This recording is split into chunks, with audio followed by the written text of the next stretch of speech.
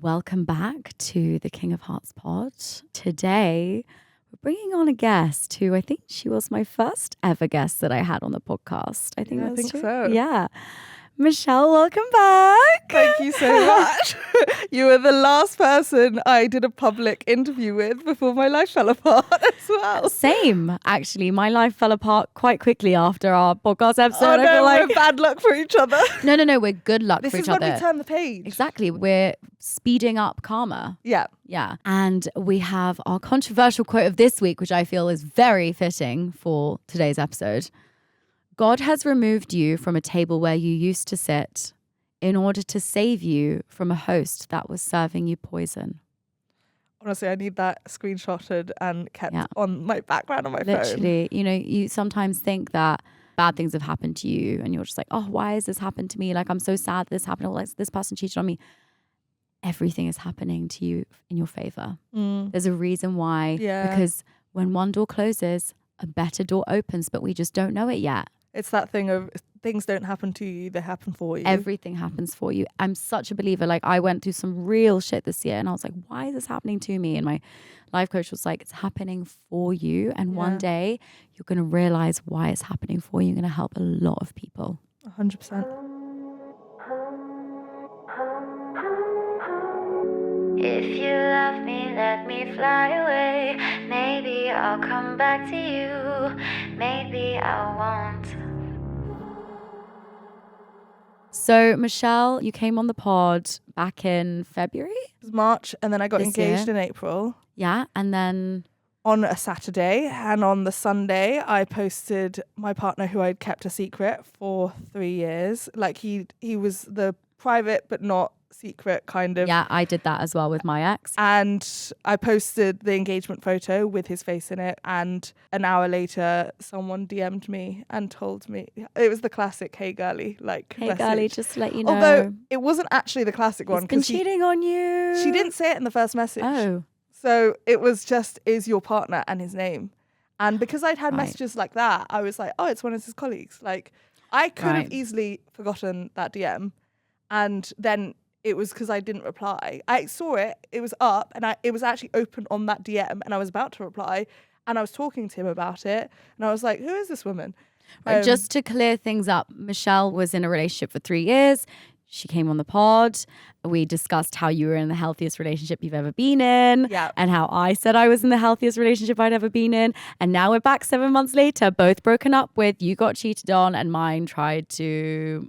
Not got good, some guys. problems. Yes, not good. Not good. Not good situations. So now we're both single. Yes. And now I need to hear all about what happened to you because I haven't seen you in like 7 months. So being So a he life cheated? coach- he cheated. He had cheated with 3 women. Only one was in the UK, and that one in the UK happened to follow me. And she didn't just follow me; she had messaged me 3 years before I'd even met this guy, saying how much she loved my books and how much they helped her dating life. She And then specifically she- quoted The Selfish Romantic that has a chapter written about him in the back, but because I never named him and because I never put his picture, she didn't realize she also went on a date with that man just like 3 years later. That's crazy. So your follower So was the victim of cheating as well. no, I don't think anyone he went on a date with knew that he was in a relationship. So they got cheated on too, I guess. Yeah, she was an amazing woman. She got on the phone with me. We spoke for about an hour. We've spoken since. Girls got, I think also when it comes to cheating, girls do need to stand together on this because I think you always have to tell them, like you have to give them the option of choice, even if it backfires and they don't believe you or whatever it is, get aggressive or whatever it is. You can be proud of yourself knowing that you've done the right thing. And I genuinely believe she saved me, and I wouldn't have found out any other way because all the other women he slept with weren't in this country. The chance that she followed me is I just, hope he used protection. well, this was the other part. I was trying for a baby. Like when we were on the podcast, I was like high on You know hormones. what? Everything happens for a reason. Thank God you didn't get pregnant. But it's the fact that I was on hormones that increases your chance of getting pregnant, and he was taking risks with my sexual health. So he wasn't using protection. He wasn't using protection. So you could have gotten an STI. Yeah, that was one of the first things I went and did, and also did a pregnancy test to make sure I wasn't pregnant. God, these men are just throwing their dicks everywhere and not thinking about the consequences. This is what I hate. But also, you know, another reason I wanted to talk about this is like when it comes to cheating, I think we always tend, because I've been cheated on in the past as well, and we always tend to think it's our fault that we've been cheating on. But what I've come to realize is when you cheat, it actually has nothing to do with the other person. It's got everything to do with yourself. So there are two reasons why people cheat, and this is like what's really helped me in the last 7 months is being a life coach. One is because of that person. So in our situation, the men, and the problem in their life, their self-esteem, or it's the relationship. Either way, it's still not your fault, because even if it is the relationship and say you're in an unhappy, unhealthy relationship, they can end it. They don't have to cheat on you. There is no situation that justifies cheating. And I think, to then get engaged whilst cheating? Like, how does that work? This is the thing. There are two types of people when they cheat. One wants to be found out and almost uses it as a coward's way to break up. So they want you to discover it so that they don't have to do the hard work of breaking up with you. And then there's the type of person who wants to stay in the relationship, the guy who wants to eat his cake and have it too. Right. And he did not want me to find out. Like when people are like, how did you not know? How did you not see the red flags? He hid it very well. He was very good at lying, very deceptive.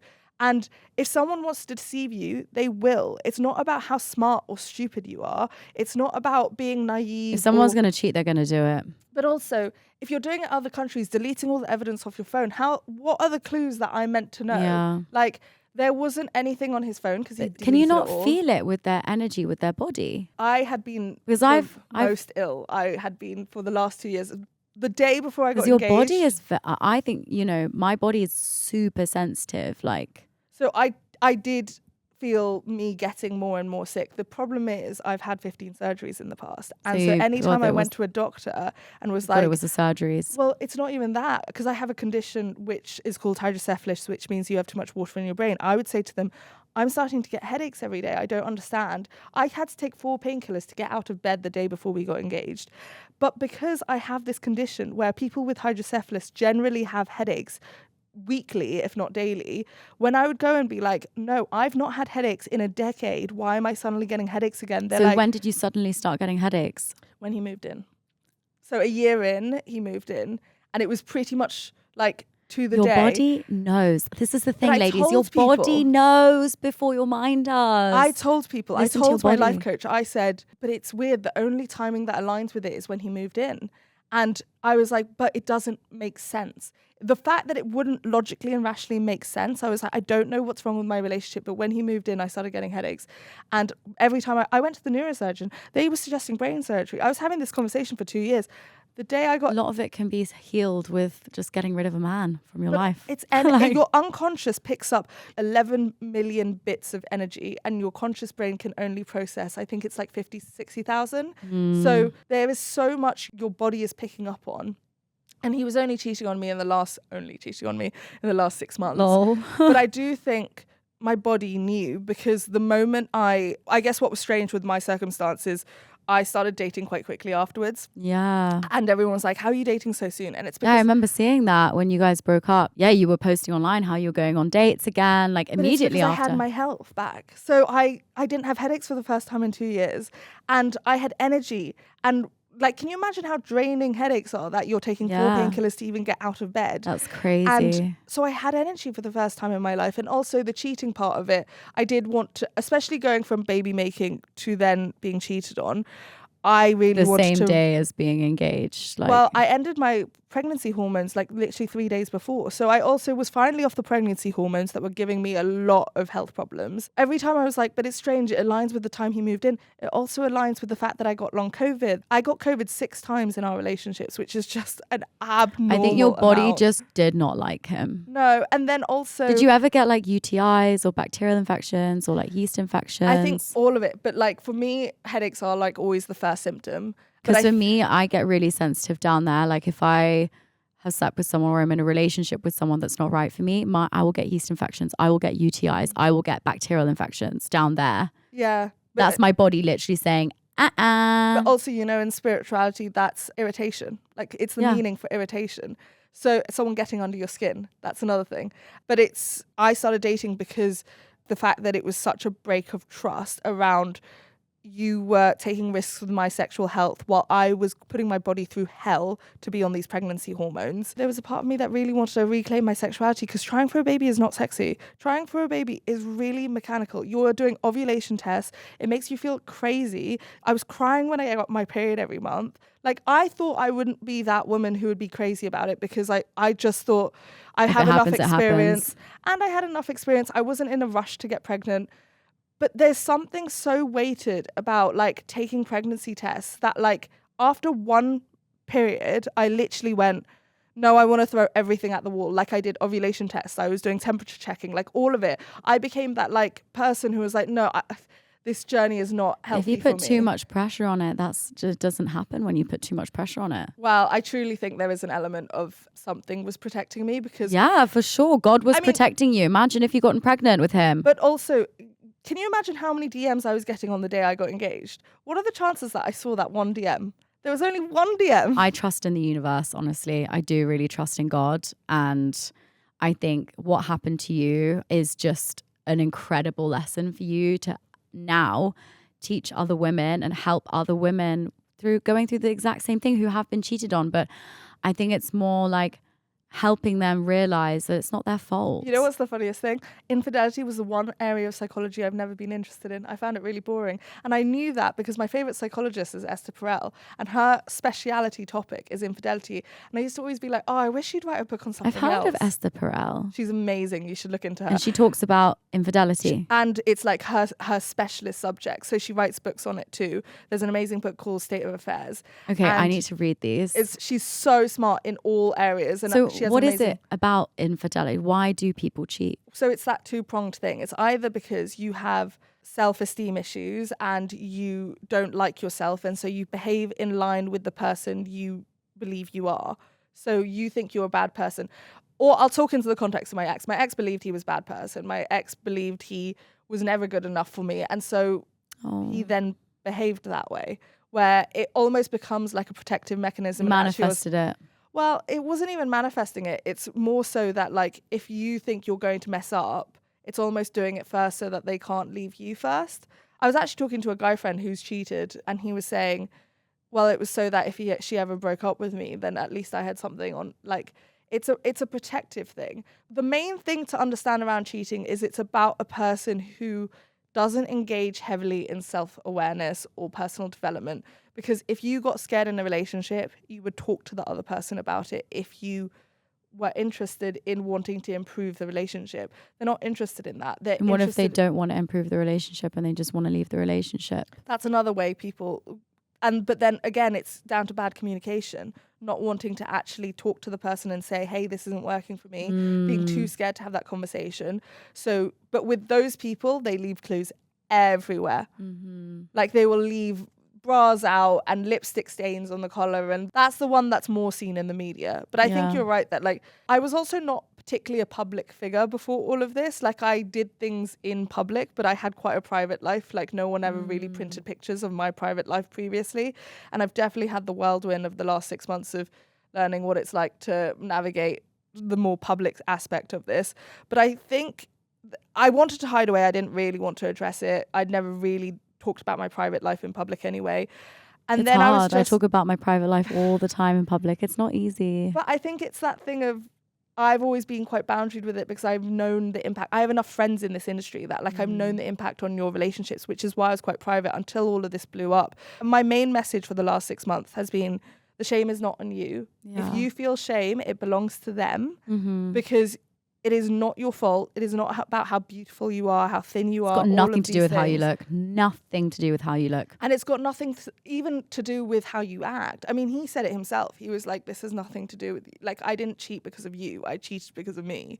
And I think that's ultimately, don't go down that path. Also, don't go down the path of what if. Because if you start playing those games of, you have enough to deal with in the present, to then go backwards and try to rewrite your relationship, you can't do that anyway. All you can do is learn from it. And how do you think that, for example, if someone's been cheated on in the past, or if you've been cheated on in the past, or if you're listening, you've been cheated on in the past, How would you advise to move on from it into a new relationship so you don't allow that event to affect a new relationship that could potentially be really nice, but you're going into that with a lot of fear? Yeah. And that fear could ruin something that's actually quite good because you're kind of wounded from what's happened and you're like, oh, I don't want to be hurt again. So you kind of, in a way, close yourself off to falling in love again or to entering a nice loving relationship again because that fear of being hurt. I think in my situation, I've been quite lucky because, yes, I was hurt, but I still believe he loved me and I loved him and he gave me more than he took away, which is a shocking thing to say considering he cheated on me multiple times. But the last 3 years has been really hard in my life, and with family stuff and health stuff and all of that, he has really been there for me. And he taught me how to love in a healthy way. Before it was the demise of our relationship, I learned a lot from being in that relationship, and that's the stuff I'm going to take forward. In terms of like the belief in humanity and like there are bad people in the world who will cheat on you, every time I wanted to go down that pathway, I thought about the fact that I poured my heart out on the internet and people could have like trampled all over me and been rubbish to me, but actually that whole comment section was positive and supportive. And that is like direct proof there are more people who are doing good in the world than bad. But also it's important you take a moment and look at anything you could possibly learn from that relationship and take that into your next relationship. And as a result, you need time. I don't believe, as much as I dated afterwards, I never dated for a relationship. And I was very specific about that and very transparent. What were you dating for? I was dating casually and having a lot of fun. And they were wild, crazy dates and like just fun. Like I went on squash dates, arcade dates. Like we went on picnics in the park. I had an amazing hot girl summer. And I deserved it. I deserved the most joy, the most fun. I was liberated from like the mechanics and stress of baby making. And I've always loved being single. I mean, I was saying that on your podcast. I've always loved being single and I got a chance to be single again. And I enjoyed that. But if you want a long-term relationship, that's different. And that I wouldn't enter into for the next year at least. I'm giving myself time to learn the lessons and also to just take a moment to heal those parts, because you have to feel the grief, you have to feel the sadness, you're going to go through waves of anger, you're going to go through moments of distrust. We're just going to take a pause there and we'll be back after this break. Well, what about, people that have gone through that healing and are now dating again? How would you advise to like navigate that when you have been hurt in the past or I guess betrayed in the past? Put as much on your ex-partner as possible. So the reason why they cheated is on them, because the problem is when you take it to be about you, you take that to mean that's how you pick people around you. And actually, as long as you've taken the lessons, it's not really about like just because one guy's cheated on you doesn't mean the next guy's going to cheat on you. And that's kind of the mentality, is like you're putting the same blueprint from your past relationship on your next relationship. And I don't want to do that. And ultimately, I don't know about you, but the reason why I said like he gave me more than I took away is because it's this mentality that like I don't want to be hurt, like being hurt is the worst thing. Actually, I'd rather have loved and lost than not loved at all. And I know that's a cliche, but actually I don't want to be walking through this world without hard love and cold. But also because I had that experience in my first relationship. My ex, when we broke up, said, yeah, you're so gullible and naive. One day someone's going to screw you over enough that you're going to become skeptical like the rest of us. And he resented, throughout our entire relationship, he resented how happy, hopeful and positive I am. And like ultimately I would only be a life coach if I believed that people could change. And in that moment when he said that to me, I was like, no, I have made an active decision right now. I'm never going to become that person. Yeah, I don't want to become that person either. No matter, too much of a heavy burden. It is. Like, you are I don't heavy. want to be skeptical of the world and around also me. I don't want to be hard and cold, and I want to have love again. Like, I've been in love once and I've only been in love once. I've had relationships where I've had love for them, but I haven't been like head over heels in love with them. But I want to be able to, no matter what's happened in my past, no matter how much hurt I've been through, no matter how much pain I've been through, I want to be able to walk in the world and keep my heart open. You don't want to be looking for head over heels love. So what I've always looked for, and what I think I found for some period of time, I'm still in the phase of trying to discover how much of it is true and how much of it is not true. But you want to look for grounded, safe love. That's what you want to look for. You What want to does look that feel like? What does that slightly look boring. like? Slightly boring. That's the part that people don't want to understand. It's slightly boring because it doesn't have any intensity, any drama, no fighting. And the problem is if you are No fighting. You don't think fighting's good in relationships? not fighting. People define fighting in very different ways. You should be having healthy conflict, but if there's yelling, if there's screaming, if there's raising your voices, name calling, all of that should never. Like if it happens once and you learn from it and it doesn't happen again. Okay. Or you shouldn't be fighting regularly. Like you should be having conflict maybe, let's say, once or twice a month. But if you're fighting every week or you're having conflict every week, I would look at that. Because ultimately, if you look at most of your friendships, 90% of it is mundane conversation. Yeah. 90% of it is like, what did you have for dinner? What did you do today? How was your meeting? That should be what a relationship looks like. I don't have spicy friendships. It's spicy getting upset. I never get upset with my friends, really. But I still love them so much. Yeah, exactly. That's what you want to look for. Use that as your blueprint for like healthy, stable. You don't want the up and down because I had that with my first love for sure. With the high highs comes low lows. Yeah, exactly. Everyone talks about forgiveness. I think forgiveness is like a lofty concept and really hard to account. So for me, the signs you're ready to move on is one, you're not thinking about them anymore. You're not talking about them anymore. But also actually being able to let go of the fear is part of the moving on. Yeah. Because you're still somewhat attached to them via the fear. Yeah. So they're still on your mind if you're still scared of, oh, well, my ex did that. Well, that means they're still on your mind. That means you're not ready to move on. But how can you detach from that when dating is quite interlinked with past relationships? Knowing that if you can only make the right decision knowing the information you have and knowing that you are still fully capable of making that new decision. So if I'm in my next relationship and that guy cheats on me, I am fully qualified and capable to make that same decision the same way I did in this relationship, that the moment that any information came to light that proved that he was not the guy for me and that he disrespected me and he treated me badly, I left within 24 hours. Yeah. But that I can back. That I can say. That's what you can vouch for. You can vouch for that no matter what happens, you'll be okay and you'll handle it because you are capable of that. You can't control anyone else's behavior. Like just because you can't. Just because you've been cheated on doesn't higher or lower the risk of being cheated on again. Yeah. And the illusion that, oh, well, I've had that one guy who's cheated on me, so now like it's not going to happen again. Yeah. Or the other way around of I've had this guy who cheated on me, now all I'm going to find is cheaters. Yeah. That's not how it works. That's not how maths works. Like, yeah, I think it's just it's staying positive and just being like, look, this has happened. This is shit. It's kind of, fucked me up a little bit, but I am willing to move past it and let it go, deal with it, heal from it, and then move on to another person. But also back yourself. Back yourself that I know I was a great girlfriend. Yeah. I was a great fiance for 24 hours too. Yeah, you were. You back yourself. You know you are a quality person who brings things to the table when it comes to a relationship.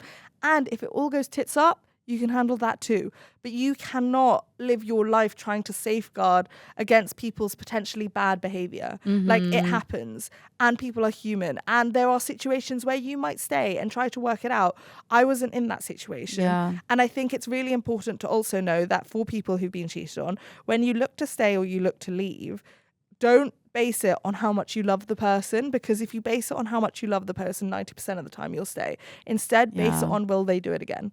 And the signs are always there. You will know whether they will do it again. And it's things like, did they tell you themselves? What happened when you confronted them? Things like that will give you clues as to how they're going to act moving forward. And do you think he would have done it again if you'd stayed? Oh, 100%. He didn't tell me. I had the proof in my hand and he still didn't admit it. But also, if he cheated once and then told me, there might have been, I don't know. I didn't live that situation. But once is very different to 3 times. And also it's very different if someone's drunk versus when they're sober. Yeah. It's very different if you're at the beginning of the relationship versus the end of the relationship. Versus engaged. Well, engaged is even worse because it's you're meant to be the happiest point of your relationship.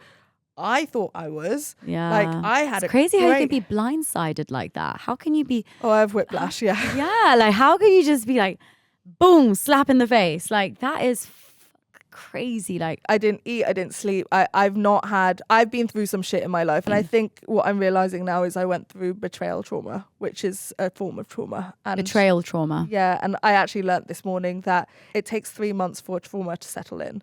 So it would make sense why 6 months out, I'm now really feeling like the depth of that trauma right now. Yeah. And sometimes it does take time. Like, you know, you're probably in like a state of massive shock for a while and like not really understanding what's just happened. Like, not really processing what's just happened. It does take time for it to settle in. I would also say dealing with the public part of it, having to do interviews, and because I was the life coach on This Morning and like doing that interview in the public, all of that suspended my ability to process it until because you were submerged in it completely. But also you're not going to process it while all the eyes are on you. So like a week after it had been public information, I had to go to the BAFTAs. Like I wasn't going to be crying on the red carpet, and everyone was like, "How are you so okay?" And I was like, I had to do the same. I had to do the same. You know, when me and my ex broke up, like I just had to smile. Yeah, smile through it. You know, like even now, even like through the summer, even through the moment we broke up, like that's the thing when you are a public figure, and I feel like people don't really realize that is that it takes longer to heal because you have to kind of pretend everything's okay on social media. But also you have so many harmful opinions that are just not needed. Like I've said for the last 6 months, I've had to hold close to my chest that I am not just an intelligent woman. I've not shared anything about my past relationship. Nothing. But I've not spoken. I said one podcast episode and I said after this I'm not speaking about it anymore, and I haven't since spoken about it anymore. But I think it's more so the fact that you still see the comment, like the comments are still there. Yeah. And so people love to stir shit as well. Like people love the drama and the gossip. They want me to speak up about what's actually happened, but I'm not going to. And also their curiosity is more important than how you feel. Yeah, I need to protect myself at all costs first. And it's having boundaries as well. I think that's where I'm for the first time I've set some. Oh yeah, well, so for the first time, I've for my whole life, when it comes to interviews, I've said, ask whatever you want. The first time this week, I said, no, I'm no longer talking about my love life. Like, stop asking me these questions now. Yeah. And I declined podcasts because I was like, I'm not talking about my love life anymore. Yeah. Well, I'll do it for you. Yeah, do it for me. Hey. But, you know, I feel like with conversation, you can also heal as well. Yeah, absolutely. And I also think it's important to not hide away when a moment like that happens, because I think when you hide away, it embeds the shame, because shame breeds silence. And I think sometimes that instinct to like hide away is because people feel embarrassed when actually, I don't know about you, but for the last 6 months, I've been actively saying, no, I'm going to hold my head high through all of this. The only thing I did wrong was love a man I probably trust a man I probably shouldn't have. You know? But also, if that's the only thing I did wrong, I'm okay with that. He did a lot worse. Yeah, exactly. And you can hold your head high and be like, I did the best that I could. And I know that there is someone out there for me that will treat me with love and respect. And I think that's true. I hope you believe that as well. I believe in true love. I'm not going to lie. I do believe in the fairy tale romance. We're still romantics. I am such a hopeless romantic. And I do feel like... Not hopeless now. Hopeful. I'm a hopeful romantic. Yeah. Exactly. But I think... Yeah, we do live in a world where people are very pessimistic of love, and they're like, oh no, I don't believe in the one. I don't believe in like this person that's going to complete you. And I don't think anyone's going to complete me, but I think adding to my life, and I feel like there is that person for me who will complement my life in the most perfect way. I'm 25.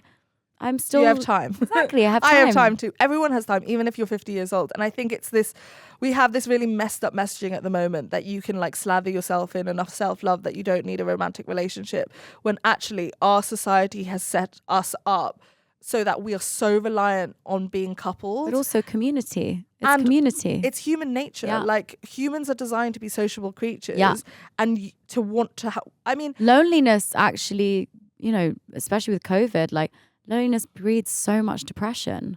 And also I think in our communities, we are becoming more isolated as well. Yeah. And especially with social media. And especially after the pandemic. Yeah. Like we are so isolated, and so we're not very good at our social skills are fucked. Like we're having less sex than ever. We're having less sex, but also we're not having hard conversations because we ghost people. Yeah, like, because we're scared of social interaction. We do it over text because we can't have those communications in person.